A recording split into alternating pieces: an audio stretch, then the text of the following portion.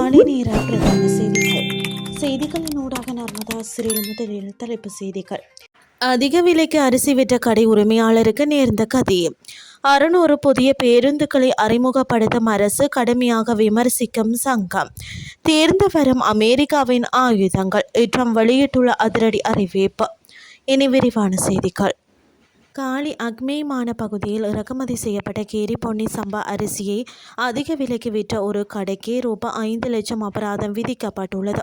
1 kilogram இறக்குமதி செய்யப்பட்ட கீரி பொன்னி சம்பா அரிசியின் அதிகபட்ச சில்லறை விலையான ரூபாய் 255 விட அதிகமாக ரூபாய் 270 என்ற விலையில் விற்றதற்காக நுகர்வோர் விவகார அதிகார சபையின் காலி மாவட்ட புலனாய்வு அதிகாரிகள் காலி நீதவான் நீதிமன்றத்தில் அந்த கடைக்கு எதிராக வழக்கு பதிவு செய்திருந்தனர். கடந்த 17ஆம் தேதி நடத்தப்பட்ட சோதனையின் போது இந்த சட்டவிரோத விற்பனை கண்டுபிடிக்கப்பட்டது. வழக்கு விசாரணைக்கு வந்தபோது சம்பந்தப்பட்ட கடை உரிமையாளர் தனது குற்றத்தை ஒப்புக்கொண்டதை அடுத்து காலி நீதவான் நீதிமன்றம் ரூபாய் 5 லட்சம் அபராதம் விதித்தது. இலங்கை போக்குவரத்து சபைக்கு 600 புதிய பேருந்துகளை அறிமுகப்படுத்தும் அரசாங்கத்தின் திட்டத்தை இலங்கை தனியார் பேருந்து உரிமையாளர்கள் சங்கம் விமர்சித்துள்ளது. குறித்த விடயத்தை இலங்கை தனியார் பேருந்து உரிமையாளர்கள் சங்கத்தின் தலைவர் கெமனு விஜயரத்ன தெரிவித்துள்ளார். இலங்கை போக்குவரத்து சபை நாள்தோறும் 20 மில்லியன் ரூபாயை இழந்து வருவதாக அவர் குறிப்பிட்டுள்ளார். அவர் மேலும் தெரிவிக்கையில், இலங்கை போக்குவரத்து சபைக்கு 600 பேருந்துகளை பெறுவதில் தனியார் பேருந்து உரிமையாளர்களுக்கு எந்த ஆட்சேபனையும் இல்லை.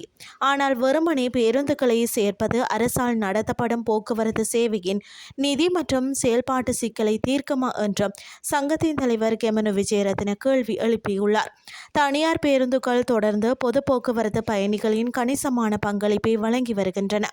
இந்த நிலையில் முறையான சாத்தியக்கூறு மதிப்பீடு இல்லாமல் இலங்கை போக்குவரத்து சபை பேருந்துகளின் எண்ணிக்கையை அதிகரிப்பது தனியார் உரிமையாளர்களை கடுமையாக பாதிக்கும் என்றும் அவர் சுட்டிக்காட்டியுள்ளார். இலங்கை போக்குவரத்து சபை நாள்தோறும் 20 மில்லியன் ரூபாயை இழந்து வருவதாக தெரிவிக்கப்பட்டுள்ளது. இதன் காரணமாக மேலதிக பேருந்துகளை கொள்வனவு செய்வதை தவிர்த்து அரச போக்குவரத்தில் உள்ள செயல்திறன் குறைபாடுகளை சரி செய்யுமாறு அவர் அரசாங்கத்தை வலியுறுத்தியுள்ளார். இனி வெளிநாட்டு செய்திகள். ஈரானுக்கு எதிரான போரில் அமெரிக்காவிடம் ஆயுதங்கள் தீர்ந்து வருவதாக வெளியாகியுள்ள செய்திகளை அமெரிக்க ஜனாதிபதி டொனால்ட் ட்ரம்ப் நிராகரித்துள்ளார்.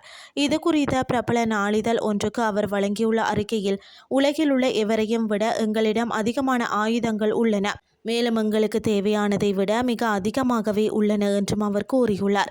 அமெரிக்க கூட்டுப்படை தலைவர்களின் தலைவரான ஜெனரல் டொன் கெயின் வான் பாதுகாப்பு இடைமறிப்பு ஏவுகணைகளின் கையிருப்பு குறைந்து வருவது குறித்து வெள்ளை மாளிகைக்கு அறிவித்துள்ளதாக அந்த அமெரிக்க நாளிதழ் முன்னதாக செய்தி வெளியிட்டிருந்தது. இவ்வாறானதொரு பின்னணியிலேயே ட்ரம்ப் மேற்படி அறிவிப்பை வெளியிட்டுள்ளார். இந்த நிலையில் ட்ரம்ப் தனது ட்ரூத் சோசியல் சமூக வலைதள பக்கத்தில் ஈரானிய எண்ணெய் கப்பல் ஒன்றை கைப்பற்றுவது போலவும் ஈரான் கார்க் தீவு எண்ணெய் ஏற்றுமதி முனையத்தின் மீது தாக்குதல் நடத்துவது போலவும் சித்தரிக்கும் பல செயற்கை நுண்ணறிவு மூலம் உருவாக்கப்பட்ட படங்களை பகிர்ந்துள்ளார். அதில் ஒரு படத்தில் அமெரிக்க கொடியுடன் கூடிய எண்ணெய் கப்பலில் ட்ரம்ப் இருப்பது போலவும் மற்றொரு படத்தில் கார்க் முனையத்தின் மீது போர் விமானங்கள் குண்டு வீசுவது போலவும் காட்டப்பட்டுள்ளது. இத்துடன் செய்திகள் யாவும் நிறைவடைகின்றது. அடுத்த இரவு 8:30 எதிர்பாருங்கள். நன்றி.